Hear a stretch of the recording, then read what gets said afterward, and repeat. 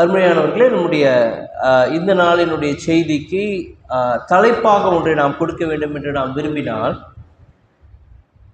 ஒரு கடவுளுடைய பிள்ளை, ஒரு விசுவாசியினுடைய நிறைவாழ்வு, கடவுளுடைய பிள்ளையினுடைய அல்லது ஒரு விசுவாசியினுடைய நிறைவாழ்வு அல்லது ஒரு பூரணமான ஒரு வாழ்வு, இந்த தலைப்பின் அடிப்படையில் இந்த மோசேயினுடைய வாழ்க்கையை நாம் சிறிது சிந்தித்து அதோடு கூட நம்முடைய வாழ்க்கையும் கூட நாம் ஒப்புமைப்படுத்தி, சரிங்களா, அதோடு இணைத்து நம்முடைய வாழ்க்கையும் கூட நாம் சில காரியங்களை நாம் கற்றுக்கொண்டு நாம் கடந்து செல்ல இருக்கலாம். சரிங்களா, இந்த படிக்கப்பட்ட பகுதி நம்ம நிறைய பேருக்கு ஏற்கனவே நாம் வாசித்த அல்லது ஒரு ஃபெமிலியரான அல்லது அறிமுகம் ஏற்கனவே இருக்கிற ஒரு பகுதி. இந்த பகுதியிலே மோசேயுடைய ஒரு சுருக்கமான அங்கே ஒரு வாழ்க்கையை அங்கு பார்க்கிறோம். பிறகு மோசே கடவுள் அழைத்ததை நாம் பார்க்கிறோம். இப்போ ஒரு மனிதனுடைய வாழ்க்கை இந்த உலகத்திலே நம்ம எல்லாருமே பிறக்கிறோங்க, சரிங்களா, எல்லாருமே இந்த உலகத்திலே குழந்தையாக பிறக்கிறோம். பிறகு குழந்தை பருவம் முடிஞ்ச அப்புறம் பள்ளி பருவத்தில் பிறகு கல்லூரி, வாலிப பருவத்திற்கு பிறகு திருமணத்திற்கு பிறகு ஒரு குடும்பஸ்தராக, சரிங்களா, நம்முடைய வாழ்க்கையை நாம் கழிக்கிறோம். பிறகு பிள்ளைகளுடைய கல்வி, அவர்களுடைய திருமணம், சரிங்களா, அப்புறம் வயதோடு போராடி கொண்டு இருக்கிறோம், சரிங்களா, பிறகு நோய் கடைசியிலே இந்த உலகத்தை விட்டு நாம் மறிக்கிறோம். இதுதான் ஒரு மனிதனுடைய வாழ்க்கையிலே இந்த உலகத்தில் நடக்கிற ஒரு ஓட்டம், ஒரு சைக்கிள்னு சொல்கிறோம் இல்லைங்களா, ஒரு ஓட்டம். அப்போ மனிதர்கள் பிறப்பாங்க, வயசாவாங்க, மறிப்பாங்க, அவங்களுடைய பிள்ளைகளும் வளருவாங்க, அவங்க வயசாவாங்க, மறிப்பாங்க. இது தொடர்ந்து நடைபெறுகிற ஒரு ஓட்டம். ஒருவேளை கடவுள் இந்த ஓட்டத்திலே நம்ம எங்கு வைத்திருக்கிறார்? ஏன்னா எல்லாருடைய லைஃப்லையுமே இதெல்லாம் மறுக்க முடியாத ஒன்று. யார் வீட்டிலனா வயசாகாமல் என்ன இருக்கிறோமா? இல்லைங்களா, கண்டிப்பாக எல்லார் வீட்லேயுமே எல்லாருக்குமே நம்ம விரும்புகிறோமோ இல்லையோ நமக்கு வயசாகிட்டு தான் இருக்கும். விரும்புகிறோமோ இல்லையோ நமக்கு நோய் வந்துட்டு தான் இருக்கும். விரும்புகிறோமோ இல்லையோ நம்ம இந்த உலகத்தை விட்டு ஒவ்வொருவராக தலைமுறை நம்ம தாத்தா இருந்திருப்பாங்க, மரித்து போயிருப்பாங்க, அப்புறம் நம்முடைய பெற்றோர் மரித்து போயிருப்பாங்க, ஒரு நாள் நாமளும் மரிக்க போகிறோம். அப்படி நாம் கடந்து சென்று கொண்டே இருக்கிறோம். அப்போ இந்த உலகத்தில் நாம் வாழும் இந்த இடைப்பட்ட இந்த காலத்திலே, சரிங்களா, இடைப்பட்ட காலம்னு நீங்கள் பார்த்தீங்கன்னா ரொம்ப எஃபெக்டிவாக பார்த்தீங்கன்னா இந்த உலகத்தில் நம்ம வாழ்கிற எனர்ஜெட்டிக், அதாவது பலத்தோடு நாம் வாழ்கிற நாட்கள் பார்த்தீங்கன்னா மிக மிக குறைவு. சரிங்களா, கல்லூரி பருவம் வரைக்கும் நம்ம காலேஜ் வேலையை மட்டும் தான் படிப்போம், சரிங்களா. அதுக்கப்புறம் என்ன பண்ணுவோம், வேலைக்கு போக ஆரம்பிப்பாங்க. ஏற்கனவே ஒரு 25 வயசில் வேலைக்கு போக ஆரம்பித்தாங்கன்னா அதுக்கப்புறம் திருமணம் எல்லாம் முடிஞ்சு அடுத்த ஒரு 25 அல்லது 30 வருடங்கள் அவர்கள் சக்தியோடு இருப்பாங்க, 60 வயசு வரைக்கும். அதனால தான் கவர்மெண்ட்லேயே 56 வயசுன்னு நினைக்கிறேன், அது வரைக்கும் தான். 58ங்களா, அப்போ 60 ஆக்கிட்டாங்களா? சரி. அப்போது ஒரு வயதை நிர்ணயிக்கிறார்கள். ஏனென்றால் இந்த வயது வரைக்கும் தான் உங்களால் சக்தியோடு இருக்க முடியும். அப்போ இந்த இடைப்பட்ட காலத்தினை நாம் நமக்குள்ளாக பல நோக்கங்களை கொண்டு நாம் வாழ்ந்து கொண்டு இருக்கிறோம், சரிங்களா. என்னென்ன நோக்கம்? பிள்ளைங்களை படிக்க வைக்கணும், அப்புறம் வீடு கட்டணும், நிலம் வாங்கணும், நகை வாங்கணும். இன்றைக்கி நகைலாம் வாங்க முடியுமான்னு தெரியலங்க, ஏன்னா தங்க வேலை பயங்கரமாக போயிடுச்சுங்க, சரிங்களா. அப்புறம் பிள்ளைங்களுக்கு கல்யாணம் பண்ணணும், அப்புறம் அவங்களுடைய பிள்ளைங்களை பார்க்கணும். அப்படின்னு நமக்கென்று ஒரு சில திட்டங்களை வைத்துக்கொண்டு அதை நோக்கி நாம் நகர்கிறோம், சரிங்களா. இந்த உலகத்திலே நிறைய திட்டங்கள் வைத்திருக்கிறோம், அது தவறு கிடையாதுங்க, அது தனியாக நம்ம பார்க்கலாம். ஆனால் கடவுள் ஒரு மனிதனை இந்த உலகத்தில் படைத்து அவனை தெரிந்து கொண்டு தன்னுடைய குமாரனாகிய இயேசு கிறிஸ்துவை அவனுக்காக சிலுவையில் தந்து அவனை மீட்டெடுத்து ரட்சித்து தம்முடைய சாயலாக அவனை மாற்றி பரிசுத்தப்படுத்தி வீடு வாங்கிறதுக்கும் நகம் வாங்கிறதுக்கும் நிலம் வாங்கிறதுக்கும் இதுக்காக வச்சுட்டார். யோசிச்சு பார்த்தீங்களா? அப்போது கடவுள் என்னை தெரிந்து கொண்டது இந்த உலகத்தினுடைய காரியங்களையும் அல்லது இந்த உலகத்திலே தற்காலிகமாக இருக்கக்கூடிய காரியங்களுக்காகத்தான் கேட்டீங்களா? இல்லைங்க. That is not the purpose of my life in this world. ஆனால் நம்ம நிறைய பேர் என்ன பண்ணுறோம்னா இதற்குள்ளாகவே சிக்கி இதற்குள்ளாகவே சுழன்று வருகிறோம். இதிலிருந்து நம்ம மீண்டு வருவதற்குள்ளாக நம்முடைய பலம் குன்றி போய் விடுகிறது, நம்முடைய என்ன சொல்றதுங்க, நம்முடைய நேரம் கடந்து போய் விடுகிறது. நாம் பலவித நோய்களினாலே வயோதிகத்தினாலே பாதிக்கப்பட்டு ஐயா இதுக்கப்புறம் என்னங்க இருக்கு. அதனால தான் நிறைய பேர் சொல்லுவாங்க, அப்பா ரிட்டையர் ஆனதுக்கப்புறம்லாம் ஊழியத்துக்கு வரலாங்க அப்படின்னு. சரிங்களா? அருமையானவர்களே, கடவுள் நம்மை இந்த உலகத்தில் படைக்கும் பொழுது சும்மா படைக்கலங்க. நம்மை ஒரு உன்னத நோக்கத்திற்கென்று படைத்திருக்கிறார். அந்த உன்னத நோக்கம் நம் ஒவ்வொருவருடைய வாழ்க்கையிலும் தனிப்பட்டது. புரியுதுங்களா? உங்க வாழ்க்கையில கடவுள் என்ன நோக்கத்திற்காக படைச்சாரோ அந்த நோக்கத்துக்காக கடவுள் என்ன படைக்கலங்க, என்ன வேற ஒரு நோக்கத்துக்காக படைச்சிருங்க. சரிங்களா? அப்போ கடவுள் நம்முடைய வாழ்க்கையிலே ஒவ்வொருவருக்கென்றும் தனிப்பட்ட விதத்திலே செயல்படுகிறவராக இருக்கிறார். புரியுதுங்களாப்பா? அது யாரா ஒன்றா இருக்கலாம், ஆணா இருக்கலாம், பெண்ணா இருக்கலாம், யாரா ஒன்றா இருக்கலாம். ஒரு சில என்னுடைய மனைவி இந்த மூளை வளர்ச்சி குன்றிய பிள்ளைகள் மத்தியிலே இப்போ படிச்சுட்டு இருக்காங்க, பணி செய்கிறாங்க. அப்போ அந்த மூளை வளர்ச்சி குன்றிய பிள்ளைகள் அவங்க பெற்றோருக்கு என்னங்க தோணும்? நான் கூட இங்கே போன ஜனவரி மாதத்திலே இங்கே மிஷனரிமார்களோடு கூட இங்கே சவுத்துக்கு போயிருந்தப்போ அங்கே தெற்கு கோனார்கோட்டை என்ற திருச்சபையிலே ஒரு தாய் தன்னுடைய மகனை கூப்பிட்டு வராங்க. அந்த மகனுக்கு எப்படியும் வயசு ஒரு 17 வயசு இருக்கும். ஆனால் மூளை வளர்ச்சி குன்றிய ஒரு மகன். சரிங்களா? அவனுக்கு அழகாக ட்ரெஸ் பண்ணி கூப்பிட்டு வந்தாங்க. அப்போது அந்த தாயுடைய மனசில் என்னங்க இருக்கும், எதுக்கு கடவுள் இந்த பிள்ளையை எனக்கு கூப்பிட்டுருக்கிறார்? சரிங்களா? நிறைய பிள்ளைகள் அந்த பிள்ளைகளால் தன்னால் சாப்பிட்டு கொள்ள முடியாது, தன்னால் ட்ரெஸ் போட்டுக்க முடியாது. சரிங்களா? தன்னுடைய வேலையை தன்னால் செய்து கொள்ள முடியாத பிள்ளைகளையும் கடவுள் இந்த உலகத்தில் வைத்திருக்கிறார். அப்போ அந்த பெற்றோருக்கு மனசில் என்னங்க தோணும், எதுக்காக இந்த பிள்ளைகளை கடவுள் இந்த உலகத்தில் படைச்சிருக்காரு? அதுதான் நம்ம சுசேஷத்தில் நம்ம படிக்கிறோம். இவன் குருடாக பிறந்தது இவன் செய்த பாவமோ இவன், அது கடவுள் என்னங்க சொல்றார் ஆண்டவர், இது இவன் செய்த பாவமும் அல்ல, இவன் பெற்றோர் செய்த பாவமும் அல்ல. என்னமா சொல்றது, தேவனுடைய நாமம் மகிமைப்படும்படியாக இவன் இவ்வாறு படைக்கப்பட்டு இருக்கிறான். அப்பொழுது இந்த உலகத்திலே அவன் குருடனாக இருக்கட்டும், அல்லது செவிடனாக இருக்கட்டும், அல்லது மூளை வளர்ச்சி குன்றிய ஒரு குழந்தையாக இருக்கட்டும், நீங்களா இருக்கட்டும், நானா இருக்கட்டும்ங்க, ஒரு நோக்கத்திற்கு என்று கடவுள் படைக்கிறார். ஒரு நோக்கம். சரிங்களா? நோக்கத்திற்கென்று இந்த உலகத்திலே கடவுள் உங்களையும் என்னையும் வைத்திருக்கிறார். அப்போ இந்த பகுதியிலே நாம் பார்க்கும்பொழுது யாத்ராகமத்திலே கடவுள் மோசேயை ஒரு நோக்கத்திற்கென்று இந்த உலகத்தில் படைத்தார். மோசேயின் மூலமாக அவருடைய நோக்கத்தினை அல்லது கடவுளுடைய திட்டத்தினை அவர் நிறைவேற்றி முடிப்பதை நாம் பார்க்கிறோம். இந்த உலகத்துல பல அவிசுவாசிகள் கூட நோக்கத்தோடு வாழறாங்க. அவிசுவாசிகள் பலர் ஒரு நோக்கத்திற்காக வாழ்கிறார்கள், ஒரு லட்சியத்தை நோக்கி வாழ்கிறார்கள். ஆனால் துக்ககரமாக இந்த இன்றைய நாம் வாழும் சூழ்நிலையிலே பல விசுவாசிகள் தங்களை ஆண்டவருடைய பிள்ளைகள் என்று சொல்லிக் கொள்ளுகிற பல பேர் நோக்கமற்று வாழ்ந்து கொண்டிருக்கிறார்கள்.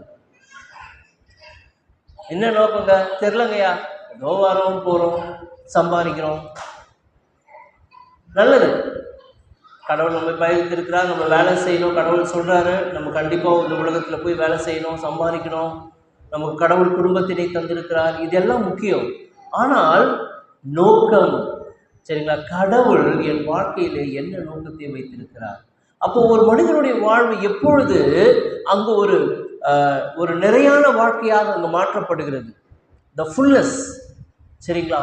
ஒரு வாழ்க்கை எப்பொழுது முற்று பெறுகிறது என்றால், சரிங்களா, தேவனுடைய நோக்கத்தை, தேவனுடைய திருசித்தத்தை என்னுடைய வாழ்க்கையில நான் நிறைவேற்றுகிறேன் தெரியுங்களா, நிறைவேற்றி முடிக்கிறது தெரியுங்களா, அப்பொழுதுதான் என்னுடைய வாழ்க்கை கடவுளுடைய பார்வையிலே அது ஒரு பூரணமான ஒரு வாழ்க்கையாக இருக்கிறது. இப்படிப்பட்ட வாழ்க்கையை வாழ்ந்தவர் தாங்க பவுல். அதனால தான் அவர் சொல்றாரு, தன்னுடைய வாழ்க்கையினுடைய இறுதி ஓட்டத்திலே அவர் சொல்லுகிறார், நான் நல்ல போராட்டத்தை போராடினேன், ஓட்டத்தை முடித்தேன், விசுவாசத்தை காத்துக்கொண்டேன், எனக்கான நீதியின் கிரீடம் வைக்கப்பட்டிருக்கிறது. இன்னைக்கு சொல்ல முடியுங்களா நம்மளால? ஓடினேன் ஓடினேன்னு ஒரு டைலாக் வரும் தமிழ் படத்தில், சரிங்களா? எதையோ ஓடிட்டே இருக்கும் நம்ம லைஃப்பில். கண்ணை திறந்தோன்னா நைட்டு தூங்குற வரைக்கும் அந்த நாள் எப்படி போகுதுன்னே தெரியல. கரெக்டுங்களா? ரொம்ப ஃபாஸ்ட்டாக போகுது. எதை நோக்கியோ ஓடிக்கொண்டு இருக்கிறோம். ஆனால் பவுல் சொல்கிற ஓட்டம் அது கிடையாதுங்க. நல்ல போராட்டத்தை போராடினேன், சரிங்களா, விசுவாசத்தை காத்து ஓட்டத்தை முடித்தேன், விசுவாசத்தை காத்துக்கொண்டேன். அப்போ அருமையானவர்களே, இந்த இடத்திலும் கூட மோசே கடவுளுடைய வாழ்க்கையில எவ்வாறு அவனுடைய நோக்கத்தை நிறைவேற்றினான் என்பதை நாம் பார்க்க போகிறோம். முதலாவது, கடவுள் நம் அனைவருக்குமான பொதுவான ஒரு நோக்கத்தை வைத்திருக்கிறார், அல்லது பொதுவான ஒரு சித்தத்தை வைத்திருக்கிறார், சரிங்களா? ஆண்டவருடைய பிள்ளைகள் அனைவருமே இந்த உலகத்தில் நாம் வாழும் பொழுது அவருடைய பொதுவான நோக்கம் என்ன தெரியுங்களா? நம்ம எல்லாருக்குமே ஒரே நோக்கம் கடவுள் பொதுவாக வைத்திருக்கிறார், பல நோக்கம். அது ஒரு நோக்கம், ஆண்டவரை மகிமைப்படுத்தி நாம் வாழ்வது. அது உங்களுக்கு ஒன்று எனக்கு ஒன்று கிடையாதுங்க. நம்ம எல்லாருமே நம்முடைய வாழ்க்கையிலே, நாம் வாழும் வாழ்க்கையிலே ஒரே ஒரு மைய நோக்கம் எது? கடவுளை மகிமைப்படுத்தி வாழ்வது. கடவுளை மகிமைப்படுத்தி வாழ்றதுனா என்ன அர்த்தம்? மகிமை மகிமை மகிமைன்னு 1000 தடவை சொன்னா கடவுள் மகிமைப்பட்டுருவாருங்களா? இல்லை தோத்திரம் தோத்திரம் தோத்திரம் 1000 தடவை சொன்னா கடவுள் மகிமைப்பட்டுருவாருங்களா? எதை நாம் சொல்லுகிறோம்? மகிமைப்படுவது என்று சொல்லும் பொழுது, என்னுடைய வாழ்க்கை ஒரு விளக்கினை போல, ஒரு மெழுகுவத்தி இருக்கு இல்லைங்களா? ஒரு மெழுகுவத்தி எரி என்னங்க ஆகும்? எரியும் போது வெளிச்சம் தரும், அப்புறம் உருகிடும். அப்போ இந்த எங்கள் சென்னையிலலாம் அடிக்கடி இந்த புயல் வரும், மழை வரும்போது கரண்ட்டு போயிடும். 2 நாள்லாம் கரண்ட் இருக்காது. பயங்கர வெள்ளம் வரும், 2 நாள்லாம் கரண்ட் இருக்காது. ஊரே இருளோன்னு இருக்கும். அப்படி காலையில் 8 பார்த்தீங்கன்னா அந்த ரோட்டுக்குள்ளே போனீங்கன்னா தண்ணி ஃபுல்லாக தேங்கி இருக்கும். மக்கள் ஏதோ கலவரமான மாதிரி எல்லாம் ரோட்டில் வந்து நிற்பாங்க. பால் பாக்கெட் கிடைக்காது. அப்போ எங்களுக்கெல்லாம் நைட்டில் அந்த மெழுகுவத்தி கூட கிடைக்காது, சரிங்களா? அப்போ அந்த மெழுகுவத்தி போன்ற என்னுடைய வாழ்க்கை மற்றவர்களுக்கு ஒளி தந்து அது கரைது இல்லைங்களா? அதுதான் இந்த மகிமைப்படுத்துதல், சரிங்களா? அது ஒளி தருது இல்லைங்களா? எதுக்குங்க ஒளி தருது? மற்றவர்களுக்கு. அதே போல என்னுடைய வாழ்க்கை மற்றவர்களுக்கு நன்மைகளை தரும் பொழுது அங்கு கடவுள் மகிமைப்படுகிறார்.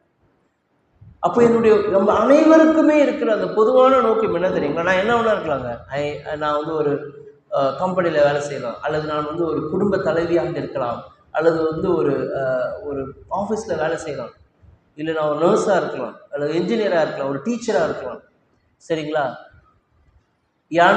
எந்த வேலையை செய்தாலும் அது பிரச்சனை கிடையாதுங்க. ஆனால் என்னுடைய செய்கை மூலமாக கடவுள் மகிமைப்பட வேண்டும். அது நம்முடைய பொதுவான முதன்மையான கடவுளுடைய நோக்கம். என் வாழ்க்கையிலே மரணமாகிலும் ஜீவனாகிலும் கிறிஸ்தியன் சரீரத்தினாலே மகிமைப்படுவான்னு எழுதுறாருங்க. புரியுதுங்களா? அப்போ நான் எதை செய்தாலும் கிறிஸ்தியன் வாழ்க்கையிலே மகிமைப்பட வேண்டும். அது நம்ம எல்லாருக்கும் பொதுவான நோக்கம். இரண்டாவது, நாம் பரிசுத்தம் உள்ளவர்களாக வேண்டும் என்பது கடவுளுடைய சித்தமாக இருக்கிறது. முதலாவது, நாம் கடவுளை மையப்படுத்தி அவரை மகிமைப்படுத்தி வாழ வேண்டும். இரண்டாவது, நான் பரிசுத்தமாக வாழ வேண்டும். அது உங்களுக்கு நீங்க பரிசுத்தமாக வாழணுங்க, எனக்கு இல்லைங்கன்னா சொல்ல முடியாதுங்க. இந்த உலகத்திலே ஆண்டவருடைய இரத்தத்தினாலே மீட்கப்பட்ட பிள்ளைகள் அனைவருக்குமாக கொடுக்கப்படுகிற ஒரு கடவுளுடைய திட்டம் அல்லது சித்தம் என்ன? நாம் பரிசுத்தமாக வாழ வேண்டும். ஏனென்றால் கர்த்தர், நாம் ஆராதிக்கிற கடவுள் எப்படிங்க இருக்காரா? பரிசுத்தர். நான் பரிசுத்தர், ஆகையால் நீங்களும் பரிசுத்தராயிருங்க. முடிஞ்சா இருப்பான்னா சொல்லுங்க கடவுள், முடிஞ்சா கொஞ்சம் பரிசுத்தமா இருப்பான்னா சொல்லுங்க கடவுள். நான் பரிசுத்தர், கடவுள் பரிசுத்தர். பரிசுத்தர் என்று சொல்லப்படும் பொழுது அதனுடைய அர்த்தம் என்ன? எவ்வளவு வேணும் பாவம் இல்லாதவர், சரிங்களா? ஒரு துளி கூட பாவம் இல்லாதவர்ங்க கடவுள். அப்போ கடவுள் நான் பரிசுத்தர், நீங்களும் பரிசுத்தராய் இருங்கள் என்று சொல்லும் பொழுது அந்த பரிசுத்தத்திற்கு நேராக நாம் நோக்கி பார்க்க வேண்டும். ஐயா ஏதோ என்னால் முடிஞ்ச வரைக்கும் இருக்காங்கய்யா பரிசுத்தமா, ஆனால் என்னங்க பண்ணுறது, என்னுடைய மாம்சம் பலவீனமாக இருக்கிறதுனால பாவம் செய்கிறேன். இல்லைங்க, பாவம் செய்யணும் தான் நம்ம, சரிங்களா? ஆனால் என்னுடைய ஆசை, என்னுடைய நோக்கம் என்ன, பரிசுத்த கடவுளை நோக்கி பார்த்து அவர் பரிசுத்தராக இருக்கிறார், என் வாழ்நாள் முழுவதும் அந்த பரிசுத்தத்தை நோக்கி பார்த்து நான் பயணிக்க வேண்டும். ஏனென்றால் கடவுள் வரும் பொழுது நான் அவரை முகமுகமாக தரிசிக்க போகிறேன். கரெக்டுங்களா? கடவுள் வரப்போறாருங்க. முதல்ல அந்த முடிவுக்கு வந்துடும். கடவுள் கண்டிப்பாக திருடனை போல வரப்போகிறார்.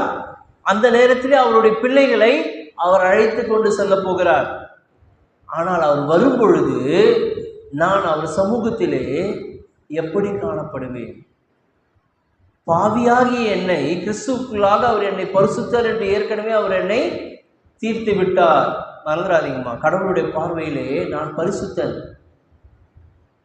ஆனால் என்னுடைய கிரியைகள் எப்படி இருக்குதுங்க? கடவுள் என்னை பரிசுத்தராக பார்க்கிறார். அதனாலதான் நம்ம ஜெபம் பண்றோம், எல்லாம் அழகா ஜெபம் பண்றோம். கடவுள் என்னை பரிசுத்தராக கிறிஸ்துவுக்குள் பார்க்கிறார். ஏனென்றால் கிறிஸ்துவனுடைய நீதியை அவர் என் மேல் வைத்து பார்க்கிறார். அப்போ இந்த உலகத்தில் நான் வாழும் மட்டும் கிறிஸ்துவனுடைய நீதியை தரித்தவனாக பரிசுத்தத்தின் மேல் பரிசுத்தம் அடைந்து ஆண்டவரை நான் நோக்கி பார்த்து அவருடைய நாளை நான் ஆவலாக எதிர்பார்க்கிறவனாக இருக்க வேண்டும். முதலாவது, நான் ஆண்டவரை மகிமைப்படுத்தி வாழ வேண்டும். இரண்டாவது, பரிசுத்தத்துடன் வாழ வேண்டும். மூன்றாவது, நான் கிறிஸ்துவனுடைய சாயலின்படி வாழ வேண்டும். கிறிஸ்துவனுடைய சாயல், அவருடைய அன்பின் சாயல். கிறிஸ்துவனுடைய அன்பு இந்த உலகத்தினாலே புரிந்து கொள்ள முடியாத ஒரு அன்புகள் கிறிஸ்துவனுடைய அன்பு. மூன்று விதமான அன்புகளை நாம் இந்த வேதத்திலே பார்க்கிறோம். ஒன்று பிலாயோ என்கிற அன்பு. அந்த அன்பு தகப்பன் பிள்ளைகளுக்கு உரிய இடையே இருக்கிற ஒரு அன்பு, பாசம். அண்ணன் தங்கச்சிக்கு இருக்கிற அன்பு, பாசம், சரிங்களா? இரண்டாவது அன்பு ஈராஸ் என்கிற அன்பு. அது கணவன் மனைவிக்கிடையே இருக்கிற அன்பு, அது காதல், சரிங்களா? அப்படிப்பட்ட அன்பு. மூன்றாவது அன்பு அகாப்பே என்கின்ற அன்பு. அது கடவுளிடத்திலிருந்து வெளிப்படுகிற அன்பு, தன்னையே இழக்கிற அன்பு, தன்னை கொடுக்கிற அன்பு, சரிங்களா? அப்போ இந்த உலகத்தில் நான் வாழும் நாளெல்லாம் முதலாவது மகிமைப்படுத்தி வாழ வேண்டும். இரண்டாவது பரிசுத்தத்துடன் வாழ வேண்டும். மூன்றாவது அந்த கிறிஸ்துவின் சாயலாக இருக்கிற அந்த அன்பை தரித்தவனாக நான் இந்த உலகத்தில் வாழ வேண்டும். இது அனைவருக்கும் பொருந்தும். ஐயா நீங்க அன்பா இருங்க, ஐயா நான் அன்பா இருக்க சொல்லி கடவுள் சொல்லுங்க, எனக்கு வேற சித்தம் வச்சிருக்கிறாரு அப்படிலாம் இல்லைங்க. இந்த உலகத்தில் வாழும் நாம் அனைவரும் அன்பாக வாழ வேண்டும், பரிசுத்தமாக வாழ வேண்டும், கிறிஸ்துவை மையப்படுத்தி வாழ வேண்டும். இது கடவுளுடைய விசுவாசிக்கு கடவுளுடைய பொதுவான ஒரு நோக்கம். இதுல நிறைய பிரச்சனை இருக்குங்க. நம்ம எத்தனை பேர் அன்போடு வாழறோம்? நம்ம நம்மிடத்திலே அன்பு கூறுவோம், அதுல எந்த பிரச்சனையும் கிடையாது. யாரெல்லாமா உங்களிடத்துல அன்பு கூறாமல் இருக்கிறீங்க? கொஞ்சம் கை கொடுங்க. இல்லைங்கய்யா என் மேல எனக்கு அன்பே கிடையாதுங்க. எல்லாருமே அப்போ நீங்க உங்களிடத்துல அன்பு கூறுவது ஒத்துக்கிட்டீங்களா? நம்ம எதுக்குமே தலையாட முடியும். நீங்க ஒண்ணு உங்களிடத்தில் அன்பு கூறணும், இல்ல அன்பு கூறாமல் இருக்கணும். இது ரெண்டு தான். அன்பு கூறுறீங்களா, அன்பு கூறலையா?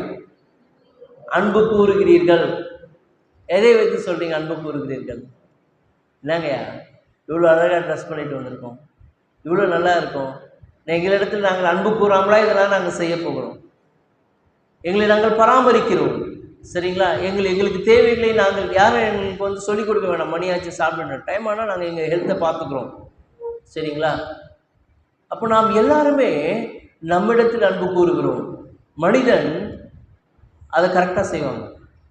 ஆனால் கடவுள் சொல்றாரு, நீ உன்னிடத்தில் அன்பு கூறும். கடவுள் சொல்லணுங்க, உன்னிடத்தில் நீ அன்பு கூறுவது போல பிறரிடத்தில் அன்பு. ஏன்னா அவருக்கு தெரியும் நீ உன்னிடத்தில் நீ அன்பு கூறுவப்பா, தப்பு கிடையாது, சரிங்களா? நாம் நம்மிடத்தில் அன்பு கூற வேண்டும், ஆனால் நம்மிடத்தில் மட்டுமே அன்பு கூர்ந்து கொண்டு இருக்கக்கூடாது. அதாங்க பிரச்சனை.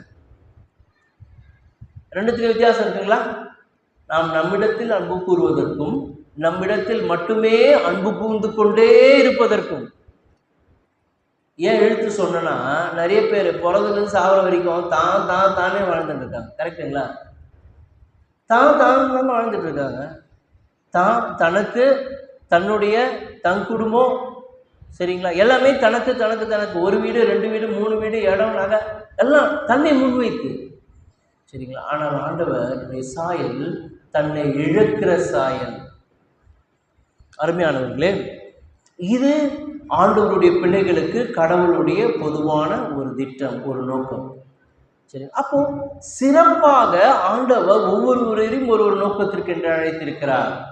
அவருடைய சித்தம், அவருடைய திட்டம் நம்முடைய வாழ்க்கையிலே தனிப்பட்ட விதமாக இருக்கு. நம்ம ஏற்கனவே பார்த்தோம். அப்போ இந்த பகுதியை நம்ம பார்க்கும் பொழுது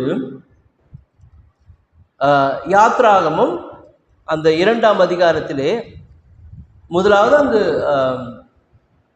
4 காரியங்களை நாம் இந்த பகுதியில் பார்த்து நாம் முடிக்கப் போகிறோம். கர்த்தர் மோசேயை முதலாவது ஒரு நோக்கத்திற்கென்று அவர் தெரிந்து கொள்கிறார். நீங்கள் அங்கே பார்த்துருக்கீர்கள் என்றால் யாத்ராகமும் 2ஆம் அதிகாரம் 3ஆம் வசனம் வாசிங்கம்மா. யாத்ராகம் 2:3.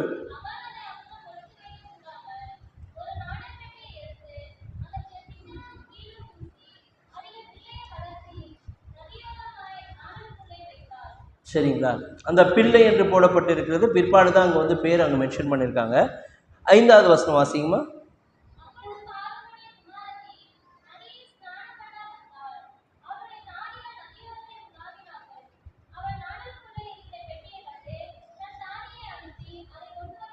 தன் தாதியை அனுப்பி அதை கொண்டு வரும்படி செய்தார். 9வது வசனம் வாசிங்கம்மா. நீ இந்த பிள்ளையை எடுத்துக்கொண்டு போய் அதை எனக்கு வளர்த்திடு, சம்பளம் கொடுக்கிறேன் என்றால். சரிங்களா? இங்கே என்ன நடக்குது? இந்த 1ஆம் அதிகாரத்திலே அந்த கடைசி வசனம் பார்த்தீங்கன்னா நான் வாசிக்கிறோமா, அப்பொழுது பார்வோன் பிறக்கும் ஆண் பிள்ளைகளை எல்லாம் நதியிலே போட்டு விடவும், பெண் பிள்ளைகளை எல்லாம் உயிரோடே வைக்கவும் தன் ஜனங்கள் எல்லாருக்கும் கட்டளையிட்டான். அப்போ ஆண் பிள்ளைகளை கொன்று போட்டு விடுங்கள் என்று சொன்னான். ஆனால் அங்கு ஒரு குழந்தை மட்டும், ஒருவேளை பல குழந்தைகள் இருந்திருக்கலாங்க, ஆனால் அங்கு நமக்கு அங்கே குறிப்பிடப்பட்டிருக்க வண்ணமாக அந்த குழந்தையை நதியிலே பார்வோனுடைய குமாரத்தை கண்டெடுக்கிறார். இது ஏதோ ஒரு கதையோ அல்லது ஒரு திரைப்படத்தில் வருகிற மாதிரி ஒரு சீனாக தெரியலாங்க. நமக்கு ஏதோ குழந்தை வர்ற மாதிரியும் ஒருத்தர் அதை தத்தெடுக்கிற மாதிரியும் வளர்க்குற மாதிரியும். ஆனால் கடவுள் ஒரு மனிதனை ஒரு நோக்கத்திற்கென்று தெரிந்தெடுக்கும் பொழுது அவனை முன்பதாகவே அந்த நோக்கத்திற்கென்று அவர் முன்குறித்து தெரிந்து கொண்டு வைக்கிறார். புரியுது? நம்முடைய வாழ்க்கையிலும் கூட கடவுள் நம்மை ஒரு நோக்கத்திற்கென்று கடவுள் முன்பதாகவே, சரிங்களா, இந்த உலக தோற்றத்துக்கு முன்னே கிறிஸ்துவுக்குள் நம்மை தெரிந்து கொண்டார்.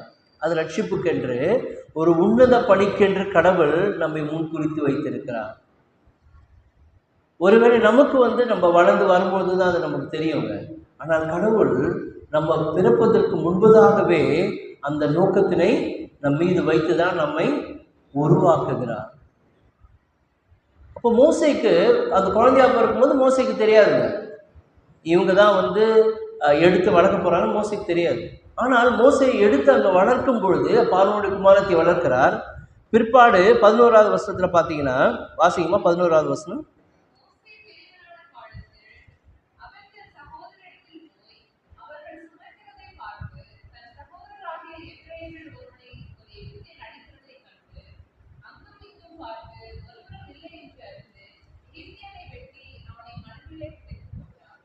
சரிங்களா? அப்போது மோசே அங்கே செயல்பட ஆரம்பிப்பது பார்த்தீங்கன்னா அந்த 11வது வசனத்தில் தான் அவர் மோசே செயல்படுகிறார். ஆனால் அதுவரையிலும் கடவுள் எந்த நோக்கத்திற்கென்று அவரை படைத்தார் என்று அவருக்கு தெரியாது. அப்போ நம்முடைய வாழ்க்கையிலும் கூட படிப்படியாக கடவுள் நம்மை வழிநடத்தி அவருடைய நோக்கத்தை நிறைவேற்றுகிறார். ஐயா, ஒருவேளை நிறைய பேர்கிட்ட இருக்கிற குழப்பங்கள் என்னென்னா, கடவுளுடைய வழிநடத்துதல் எங்களுக்கு புரியலைங்க, இந்த வேலை எடுக்கலாமா, இந்த பொண்ணை கல்யாணம் பண்ணிக்கலாமா, இது 2 விஷயத்துக்காக தான் கடவுள் சித்தத்தை தேடுவாங்க. ஐயா இந்த வேலை எடுக்கலாமான்னு கேட்பாங்க. ஆனால் எடுத்துப்பாங்க, ஏன்னா வேலையை மாற்றிடலாம் இல்லைங்களா, வேணாண்ணா. ஆனால் திருமணத்திற்கு வரும்பொழுது ஐயா கடவுள் சித்தமான ஒரு சிலர் கேட்பாங்க, ஒரு சிலர் திருமணத்திற்கு பொண்ணெல்லாம் பார்த்து எல்லாம் முடிச்சதுக்கப்புறம் வருவாங்க. சரிங்களா? அப்போது இது கிடையாதுங்க. நம்ம அந்த இந்த இடத்துல கடவுளுடைய சித்தத்தை பற்றி பேசுவது. கடவுளுடைய சித்தம் என்று சொல்லும் பொழுது என் வாழ்க்கையின் முழு வாழ்க்கைக்கான நோக்கத்தை குறித்து நான் பேசிக்கொண்டிருக்கிறேன். அப்போ மோசேயுடைய முழு வாழ்க்கைக்கான நோக்கம் இது மனுஷனுடைய ஆசையினாலே இல்லைங்க, கடவுளுடைய திட்டத்தினாலே. மோசே ஒன்றையும் போய் கேட்கல இல்லைங்களா, கடவுள் என்னை தெரிந்து கொள்ளுங்க, கடவுள் தெரிந்து கொள்ளுகிறார். அப்போ கடவுள் தன்னுடைய திட்டத்தை நிறைவேற்ற எப்படிப்பட்ட மனிதனை தெரிந்து கொள்கிறாருங்க? எபேசியர் 3ஆம் அதிகாரம் 7ஆம் வசனம் வாசிங்கம்மா.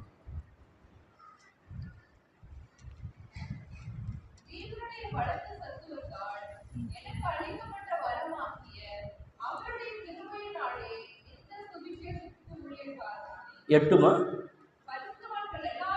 பரிசுத்தவான்கள் எல்லாரிலும். ஸோ பவுல் தன் எவ்வளோ ஒரு தாழ்மையோடு அங்கே பேசுகிறார் பாருங்க. அவர் இன்னொரு இடத்துல சொல்லும்போது என்ன சொல்கிறாரு, பிரதான ஆசாரியனுக்கு எவ்விதத்திலும் நான் குறைவானவன் அல்லன்னு சொல்கிறவர். இந்த இடத்துல பரிசுத்தவான்கள் எல்லாரிலும் சிறியவனாகிய நான். வாசிக்குமா? சரிங்களா? கிறிஸ்துவனுடைய அளவற்ற ஐஸ்வர்யத்தை புறஜாதிகளிடத்தில் சுவிசேஷமாய் அறிவிக்கப்படுவதற்காக ஆமாம் இந்த கிருபை எனக்கு கொடுக்கப்பட்டிருக்கிறது. அப்போ ஒரு கிருபை, கடவுள் என்னை தெரிந்து கொண்டார் என்றால் அந்த கிருபையினாலே அது என்னை தாழ்மை உள்ளவனாக மாற்றும். இப்போ மோசே கடவுள் அங்கு தெரிந்து கொண்டார்.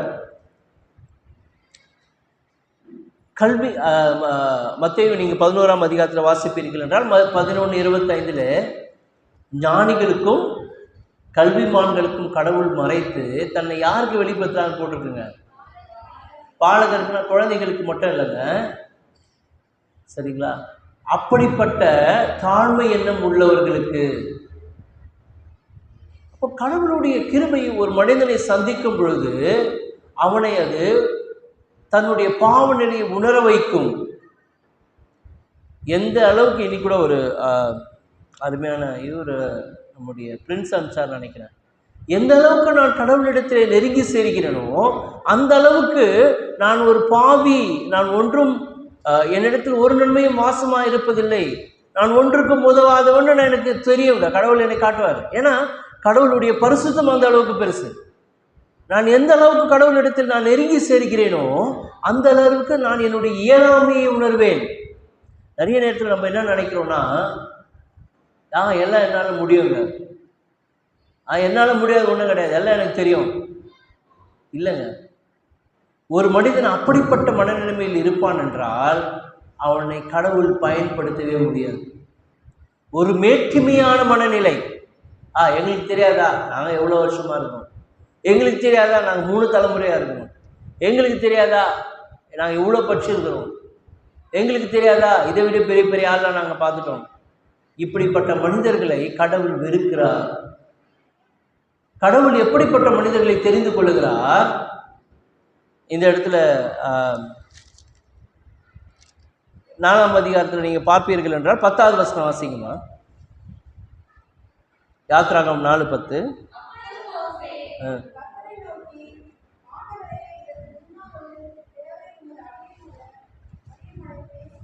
தேவரீர் உமது அடியனோடே பேசினதற்கு பின்னாலாவது வாக்கு வல்லவன் அல்ல, நான் திக்குவாயும், ஆமாங்க, நான் திக்குவாயும் மந்த நாமம் உடையவன்.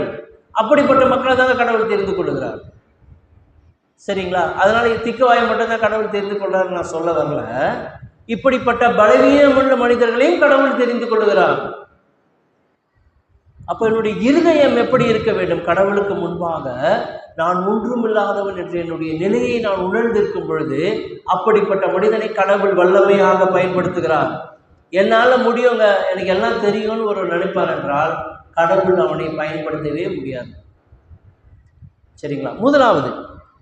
இரண்டாவது காரியம், மோசேயினுடைய வாழ்க்கையிலே கர்த்தருடைய நோக்கம். 2ஆம் அதிகாரம் 23 வசனம் வாசிங்கம்மா. ம்.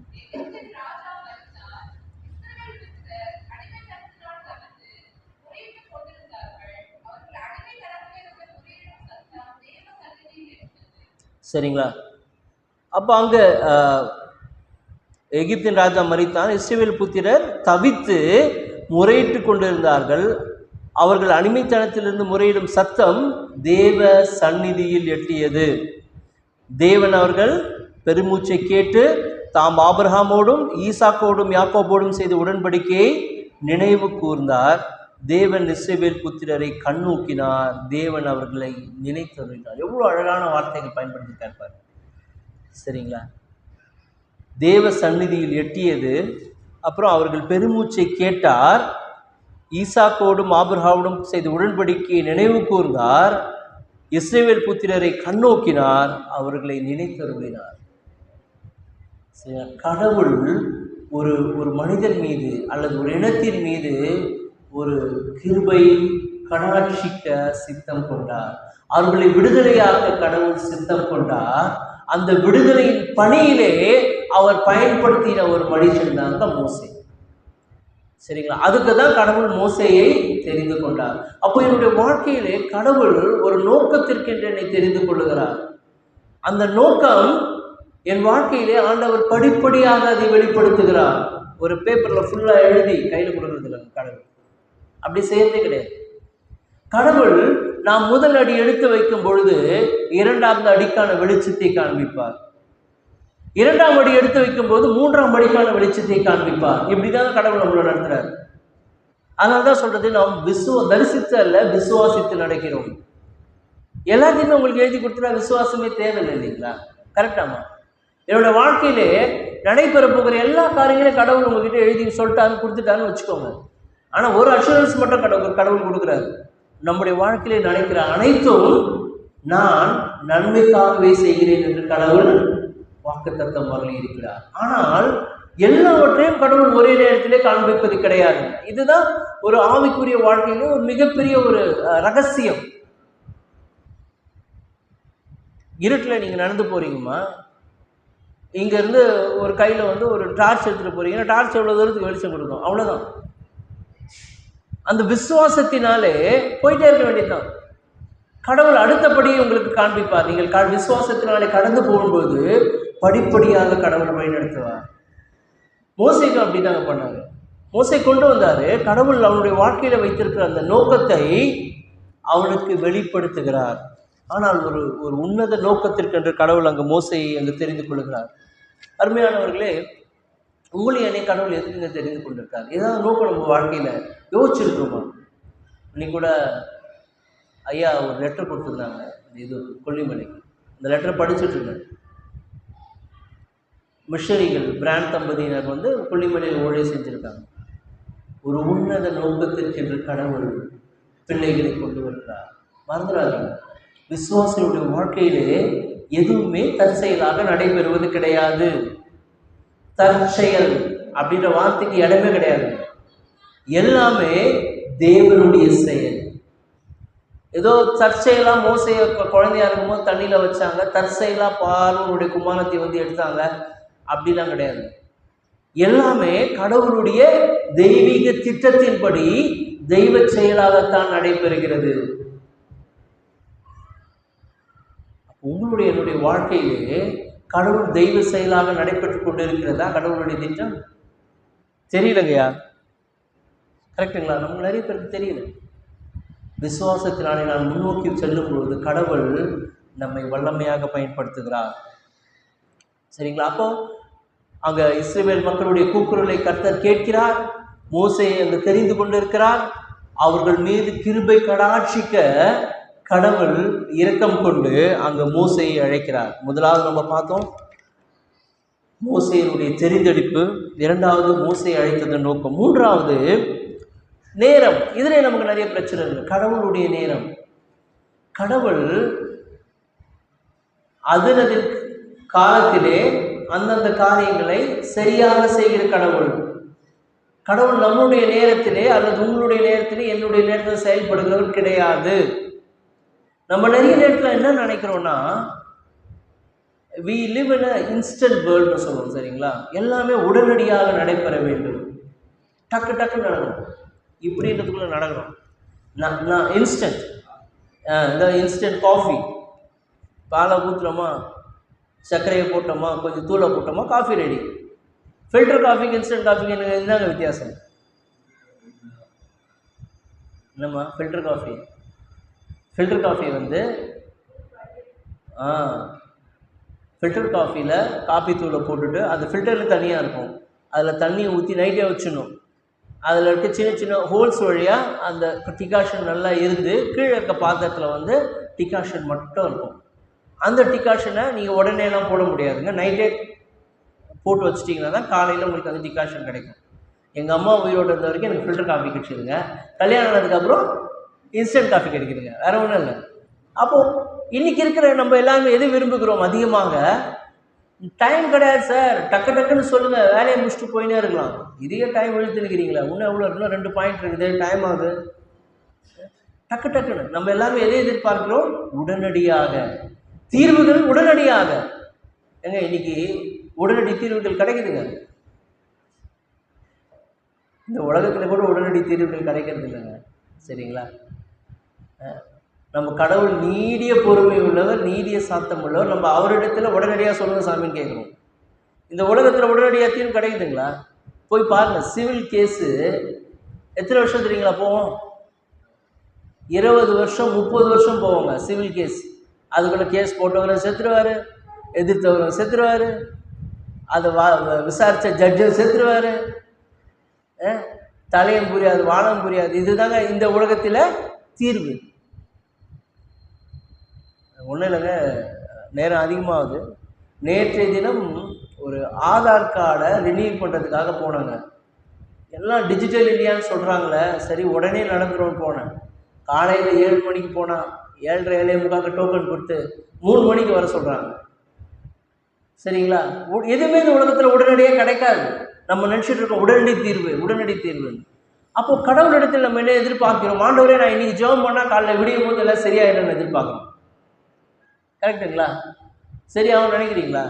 கடவுள் சித்தமான சரியாக்குறார், நான் இல்லைன்னு சொல்ல. நோய்களை கர்த்தர் குணமாக்குகிறார். நான் ஜெபிக்கும் போது உடனடியாக சில வேளையிலே ஆண்டவர் செயல்படுகிறார், ஒரு சில வேளைகளிலே ஆண்டவர் செயல்படாதது மாதிரி தெரியும். இப்போ யோசிச்சு பாருங்க, இந்த இஸ்ரவேல் புத்திரர் என்ன யோசிச்சிருப்பாங்க? ஆண்டவரே செயல்படலையா? எவ்வளோ நாளாக நான் கேட்டுட்டு இருக்கோம். கொடுமைப்படுத்திட்டு இருக்காங்க இந்த பார்வோனேங்களை. செங்கல் சூளையை கட் பண்ண சொல்கிறான், செங்கல் சூளையில் வேலை வைக்கிறான், இவ்வளோ பண்ணுறாங்க. ஆண்டவரே உங்களுக்கு காது இல்லையா, உங்களுக்கு கண் இல்லையா? நம்மளாம் சொல்கிறோம்னா நிறைய நேரத்தில் ஆண்டவருக்கு கண்ணு இருந்தால் அப்படி நடக்குமா? ஆண்டவருக்கு காது இருக்கா? ஆனால் மறந்து விடாதீங்கம்மா, கர்த்தருடைய கண்கள் நீதிமான்கள் மேல் நோக்கமாக இருக்கிறது. அவருடைய செவி அவருடைய கூப்பிடுதலுக்கு எப்போதுமே திறந்திருக்கிறது. ஏனால் இஸ்ரவேலை காக்குகிறவர் ஒருங்குவதும் இல்லை தூங்குவதும் இல்லை. நம்ம தூங்கிடலாங்க, பிரசங்கம் போரட்சா கூட தூங்கிடலாம், அது பிரச்சனை இல்லை.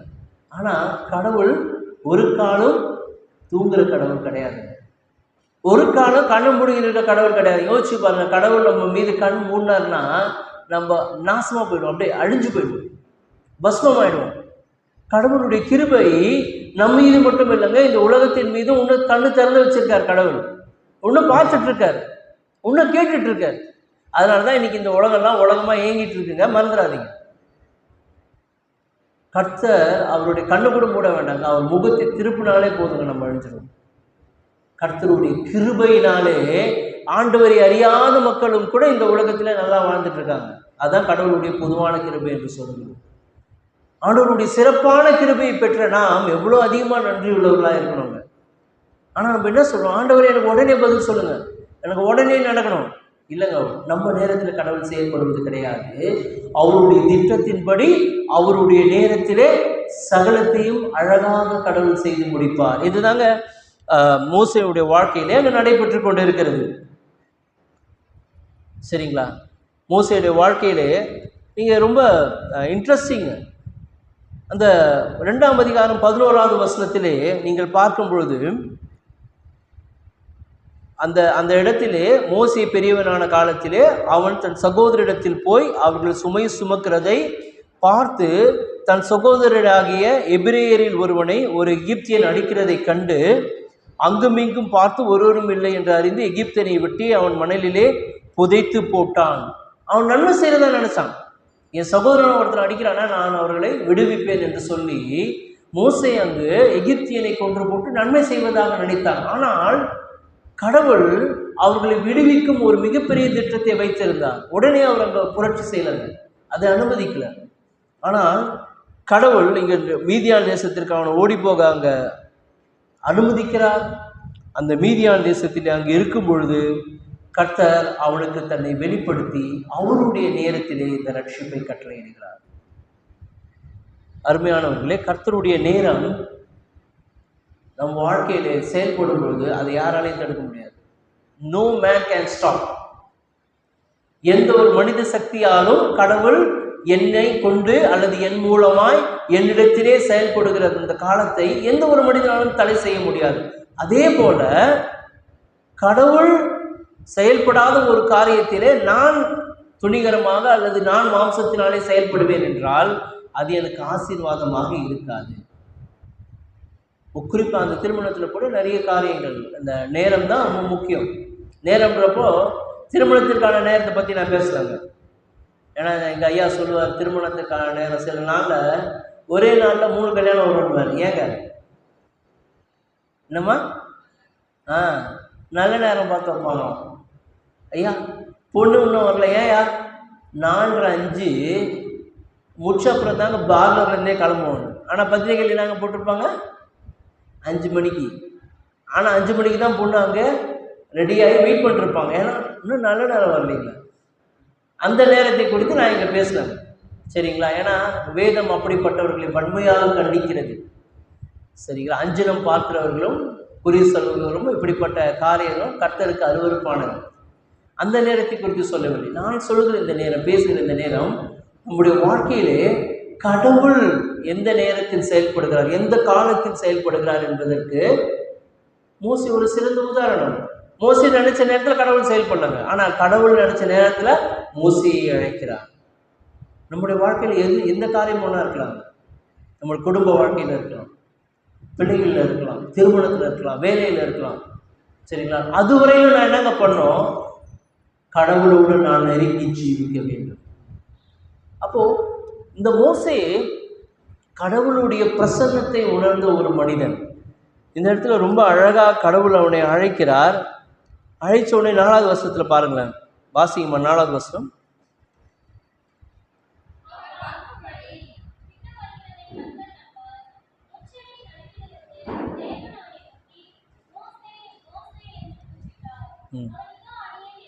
சரிங்களா. இதே வார்த்தையை நீங்கள் பார்த்தீங்கன்னா அப்போஸ்தலர் நடவடிக்கைகளில் பவுல் சொல்கிறார், சரிங்களா. வானத்திலிருந்து ஒரு சத்தம் வந்தோடனே என்னங்க சொல்கிறாரு, போலே போலே, இதோ அடியே. இதே வார்த்தையை அங்கு பவுல் பயன்படுத்துவதையும் நாம் பார்க்கிறோம். அப்போ அதோடைய அர்த்தம் என்ன, கடவுள் ஒரு மனிதனை அங்கு அழைக்கிறார். அவருடைய நேரத்தில் அழைக்கும் பொழுது அதற்காக அவன் காத்திருக்கிறான். கடவுள் ஒரு மனுஷனை பயன்படுத்தணும்னா உங்களுடைய வரங்கள் முக்கியம் கிடையாது, உங்களுடைய தாளங்கள் முக்கியம் கிடையாது, தேவை, நான் இல்லைன்னு சொல்லல. ஆனால் கடவுள் பயன்படுத்துகிற ஒரு மனிதனுக்கு ஆங்கிலத்தில் சொல்லுவாங்க, கடவுளுக்கு ability is not important, your availability is important. கடவுளுடைய பணிக்கு நான் ஆயத்தமாக இருக்க வேண்டும். நான் எந்நேரமும் கடவுள் அழைச்சா நான் போகிறதுக்கு ரெடியாக இருக்கணும். அதுதான் கடவுள் விரும்புகிறார். என்னுடைய தாளந்துகளை அல்ல, என்னுடைய வரங்களை அல்ல, அதை காட்டிலும் கடவுள் என்னை எப்பொழுது அழைத்தாலும் ஐயா நான் தயாராக இருக்கேன். இப்போது பல உலக நாடுகளிலே போர்கள் நடைபெற்று வந்து கொண்டிருக்கிறோம்மா. இப்போ போர்கள் நடைபெறும் நாட்களில் போர் வீரர்கள் என்ன பண்ணுவாங்கம்மா, தூங்குவாங்களா? நல்லா ஏசி போட்டு காலையில் 6 மணிக்கு 5:30 மணிக்கு அலாரம் வச்சுருக்கோம், அது வரைக்கும் என்ன எழுப்பாதீங்க, தூங்குவாங்களா? தூங்கவே முடியாதுங்க. நின்றுக்கிட்டே தூங்குவாங்க, உட்காந்துக்கிட்டே தூங்குவாங்க, படுத்துக்கிட்டு எங்கே இடம் இருந்தோ அப்பப்போ தூங்குவாங்க. அப்போ அவங்களுடைய நோக்கம் எல்லாம் என்ன, எப்பொழுது அவர்களுக்கு அழைப்பு வருகிறதோ உடனடியாக அவர்கள் ஓட வேண்டும். இங்கே சென்னையில் வந்து இப்போ ஒரு பெரிய அந்த ஃபயர் இன்ஜின் ஆஃபீஸ் இருக்குங்க. நாங்கள் ஆஃபீஸ் பக்கம் போகும்போது ரொம்ப இன்ட்ரெஸ்டிங்காக இருக்கும். அவங்க எல்லாம் வந்து யூனிஃபார்ம் ஒரு மாதிரி உட்காந்துட்டு இருப்பாங்க, பெல்ட் எல்லாம் கழுத்து மேலே போட்டுன்னு சைடில் வச்சுக்கின்னு சும்மா ஃப்ரீயாக உட்காந்துட்டு இருப்பாங்க. ஃபயர் கார்ட்ஸ்ன்னு சொல்கிறோம் இல்லைங்களா, அந்த ஃபயர் இன்ஜின் வருது இல்லைங்களா, அந்த ஃபயர் இன்ஜினில் வேலை செய்கிறவங்க உட்காந்துட்டு இருப்பாங்க. அங்கே கால் வந்த உடனே உடனடியாக, சரிங்களா, ரெடியாக இருப்பாங்க. எனி டைம் தேர் ரெடி, 24 hours, 24 மணி நேரமும் தயாராக இருப்பாங்க. எப்போ கால் வரணும்னு தெரியாது. ஒரு ஃபோன் இங்கே ஃபயர் ஆக்ஷன் வந்துச்சுன்னா அடுத்த ஒரு சில நிமிடங்களிலே அவங்க எல்லாம் அந்த வண்டியில் இருப்பாங்க. கட கட கடன் அச்சு பிடிச்சி நேரி வண்டி கடகடன்னு கிளம்பி ஓடும். சரிங்களா? அப்போ என் கிறிஸ்தவ வாழ்க்கையிலே நான் ஆண்டவருடைய அழைப்பிற்கு நான் தயாராக இருக்கிறவங்க. கடவுள் என்னை என்ன செய்ய சொன்னாலும் சரி, கடவுளுடைய திட்டம், அவருடைய ஊழியம், அவருடைய நோக்கத்தை என் வாழ்க்கையில் நிறைவேற்றும் பொழுது நான் ஒரு போர் வீரனை போல ஆயத்தமாக இருக்க வேண்டும். கடைசி பாயிண்டை பார்த்து நம்ம முடிக்கலாங்க. முதலாவது பார்த்தோம் மோசேயினுடைய தெரிந்தெடுப்பு, இரண்டாவது மோசேயை கர்த்தர் அழைத்ததன் நோக்கம், மூன்றாவது நேரம், கர்த்தரினுடைய நேரம், நம்முடைய நேரம் அல்ல கர்த்தருடைய நேரம், நான்காவது இறுதியாக கர்த்தரின் வழி. நம்ம நினைக்கிற நேரத்தில் நம்ம நினைக்கிற வழியில தான் கடவுள் செயல்படணும்னு நம்ம என்றைக்குமே நினைக்கவே கூடாது. சரிங்களா? ஏன்னா அது ஒரு காலம் நடப்பது போகிறதும் கிடையாது. சங்கீதக்காரன் சொல்றாரு, கர்த்தருக்கு உன் வழியை ஒப்புவித்து விடு, அவரே காரியத்தை வாய்க்க பண்ணுவார். அப்போ நான் கர்த்தரிடத்திலே என்னுடைய வழியை நான் சொல்லணும். நம்ம கடவுள் என்னை திட்டமிடக்கூடாதுன்னு சொல்லுங்க. ஒரு காரியத்தை நான் திட்டமிட வேண்டும், எல்லாம் செய்யணும். ஆனால் அதை நான் கர்த்தரிடத்திலே ஒப்புவிக்கும் பொழுது கர்த்தருக்கு சித்தமானதை அவர் நிறைவேற்றி முடிக்கிறார். அப்போ மோசேயினுடைய வாழ்க்கையில நீங்கள் பார்க்கும் பொழுது கர்த்தருடைய கரம் அவரோடு இருந்தது, கர்த்தருடைய வழியிலே நடத்தி கொண்டு போகிறார். அந்த 4ஆம் அதிகாரத்தில் அல்லது 3ஆம் அதிகாரத்தில் நீங்கள் பார்ப்பீர்கள் என்றால், நான் எப்படி நடத்துவேன்னு சொல்லிட்டு ரொம்ப அழகாக அவர் சொல்கிறாருங்க. ஒவ்வொரு விஷயத்துலையும் அவர் சொல்லிட்டு வர்றார். 8ஆவது வருஷத்தில், சரிங்களா, அவர் நோக்கத்தை சொல்கிறார். பின்னாடியே பார்க்கும்போது, நீ பார்வோனிடத்தில் போகவும் இஸ்ரவேல் புத்திரரை எகிப்திலிருந்து அழைத்து வரவும் எம்மாத்திரம் இவர் எந்த அளவுக்கு கடவுளுடைய திட்டத்திலிருந்து எஸ்கேப் ஆகலாமோ அதை வந்து தொடர்ந்து மோசே செஞ்சுக்கிட்டே வர்றார். ஐயா, நான் எம்மாத்திரம், நான் திக்குவாய் உள்ளவன், மொந்தனா உள்ளவன், என்னை பயன்படுத்த முடியுமா, வேற யாராவது அனுப்புங்க. சரிங்களா? 4ஆவது அதிகாரத்தில் பார்த்தீங்கன்னா ஓப்பனாகவே சொல்லிடுறாரு ஆண்டவர்கிட்ட, வேற யாரையாவது ஒருத்தர் அனுப்புங்கன்னே சொல்லிடுறாரு. சரிங்களா? அப்போ இவ்வாறு என்னதான் பிரச்சனைகள் இருந்தாலும் இவற்றின் மத்தியிலும் கூட கர்த்தருடைய வழியிலே கர்த்தர் மோசேயை நடத்தி கொண்டு போகிறார். எரேமியா 29:10-14 வாசிங்கம்மா.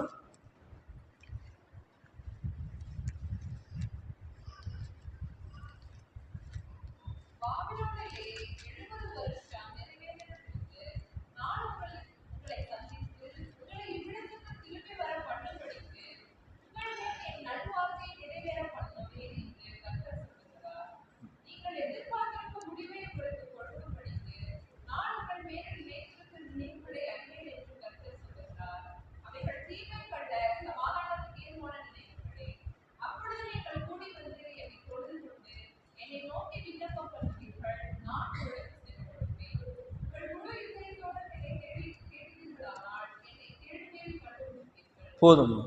சரிங்களா? அப்போது நாம் முழு இதயத்தோடு கர்த்தரை தேடும் பொழுது கர்த்தருடைய வழியை கடவுள் நமக்கு காண்பிக்கிறார். சரிங்களா? மோசே இடத்திலே தெரிந்து கொள்ளுகிறார், ஒரு நோக்கத்திற்கென்று அதை நிறைவேற்றி முடிக்கிறார், ஒரு திட்டத்தை வைத்திருக்கிறார். இவை எல்லாவற்றையும் மோசேயுடைய வாழ்க்கையிலே செய்து முடிக்கிறார். அப்போ நம்முடைய வாழ்க்கையில் கடவுள் செயல்பட மாட்டார்களா? கண்டிப்பாக கடவுள் நம்முடைய வாழ்க்கையிலும் கூட செயல்படுவார், அவருடைய திட்டத்தை நிறைவேற்றுவார். ஆனால் நாம் முழு இதயத்தோடும் கடவுளை தேடும் பொழுது அந்த காரியத்தை கடவுள் வாழ்க்கையிலே செயல்படுவார். அருமையானவர்களே, நான் போன வாரம் திருநெல்வேலியில் அருகில் உள்ள டோனாவூருக்கு போயிருந்தோமா. சரிங்களா? ஏமி கார்மைக்கல் அம்மாவுடைய அந்த ஊழியத்திலே ஊழியர்களை பார்க்கும்படி அந்த திருச்சபையிலே ஐக்கியம் கொள்ளும்படி கடவுள் ஒரு வாய்ப்பை தந்தார். சாதாரண ஒரு பெண்மணி, அயர்லாந்திலிருந்து அந்த ஒரு பெண்மணி கடவுளுடைய சத்தத்தை கேட்டு தன்னை ஒப்பு கொடுத்தா அந்த பகுதி சுற்று வட்டாரத்தில் இருந்த பகுதிகள், அங்கிருந்த தேவதாசி பிள்ளைகளை அவர் மீட்டெடுத்து அவர்களுக்கென்று ஒரு காப்பகத்தை உருவாக்கி, பெண்களுக்கென்று ஒரு காப்பகத்தை உருவாக்கி, இன்னைக்கு அந்த இடம் ஆண்டவருக்கு மகிமையா இருக்கு. யோசிச்சு பாருங்க, மோசே இஸ்ரவேல் மக்களுடைய கூக்குரலை ஆண்டவர் கேட்டு மோசேயை கொண்டு அவர்களுக்கு அந்த விடுதலை கட்டளையிட்டார். ஏமிக்க ஆரம்பிக்கலாம். அவருடைய வாழ்க்கையை நான் ஒப்பிட்டு பார்க்கும் பொழுது, தேவதாசி பிள்ளைகள்லாம் தெரியும் இல்லைங்களா? ஆங்கிலத்தில் டெம்பிள் ப்ராஸ்டியூட்னு சொல்லுவாங்க, சரிங்களா? சிறு பிள்ளைகளிலே கூட்டு போய் கோயிலுக்கு நேர்ந்து விட்டுருவாங்க. விட்ட குழந்தைகளை அங்கேயே வளர்ந்து, சரிங்களா, கோயில் பணிகளை செய்து ஒரு வயது வந்த பிறகு அந்த கோயிலில் இருக்கிற அந்த அறங்காவலர்களுக்கு அல்லது நிர்வாகிகளுக்கு அந்த பிள்ளைகள் பாலியல் ரீதியாக அந்த பிள்ளைகளை பயன்படுத்துவார்கள். அப்புறம் திருவிழாக்களிலே அந்த பிள்ளைகள் நடனம் ஆடுவார்கள். கோயிலுக்கு வந்து காணிக்க வேணும்னா அந்த பிள்ளைகளுக்கு அந்த பணம் வேணும்னா அந்த பிள்ளைகளை வெளியில் ட்ராமா அனுப்புவாங்க. இப்படி அந்த பெண் பிள்ளைகள் பாலியல் ரீதியாகவும் சமூக ரீதியாகவும் நாசப்படுத்தினாங்க, சரிங்களா? இந்த பிள்ளைகளுடைய கூக்குரலை கடவுள் கேட்டு, சரிங்களா, ஏலி கார்மேக்கல் என்ற அருமையான ஒரு ஊழியக்காரியை எழுப்பி அவர்களுக்கு விடுதலை தந்தார். அந்த அம்மா அந்த நோக்கத்துக்காக வரலாங்க. வரும்போது இந்தியாவுக்கு சுவிசேஷத்தை அறிவிக்கும்படி வந்தாங்க. சுவிசேஷத்தை அறிவிக்கும்படி வந்தவர்கள் ஒரு குழந்தை ஓடி வந்து அவங்களை கணச்சிக்கிச்சாங்க. அப்படிப்பட்ட தேவதாசி குழந்தை ஓடி வந்து அந்த அம்மாவை அணைச்சிட்டு அழுதுச்சான், கட்டி பிடிச்சிட்டு, என்னை விட்டுறாதீங்க, என்னை காப்பாற்றுங்க அப்படின்னு. அப்போதுதான் அந்த அம்மாவுக்கு கடவுள் அவங்க இதயத்திலே பேசினார். இந்த நோக்கத்திற்காகத்தான் நான் அவனை அழைச்சேன். ஆனால் அவங்க வந்து அந்த நோக்கம் என்ன? கடவுளுடைய வார்த்தையை ஒரு மிஷனரியாக அறிவிக்க வேண்டும். ஆனால் இந்த குழந்தையின் மூலமாக கடவுள் அவரிடத்துல பேசும்பொழுது அப்பொழுது அவர்கள் முடிவெடுத்தாங்க, இல்லை, இந்த குழந்தைகளை நான் மீட்டெடுப்பது தான் கடவுள் எனக்கு கொடுத்திருக்கிற பணி என்று அந்த பணியை அவங்க செய்ய ஆரம்பித்தாங்க. இன்னைக்கு நூற்றுக்கணக்கான குழந்தைகள், ஆயிரக்கணக்கான குழந்தைகளை மீட்டெடுத்து, சிறு சிறு அநாத குழந்தைகள், 3 மாத குழந்தைங்க. நாங்கள் பேசிகிட்டு இருக்கோம், ஒரு பாட்டியம்மா, அவங்க வயசே இருக்கும் ஒரு 65 வயசு 70 வயசு, 3 மாத குழந்தை, 6 மாத குழந்தை, கை குழந்தைங்களை கொண்டு வந்து விட்டுட்டு போயிடுவோம், சரிங்க? அப்போது கடவுள் ஒரு நோக்கத்திற்கென்று நம்மை தெரிந்து கொண்டிருக்கிறார்.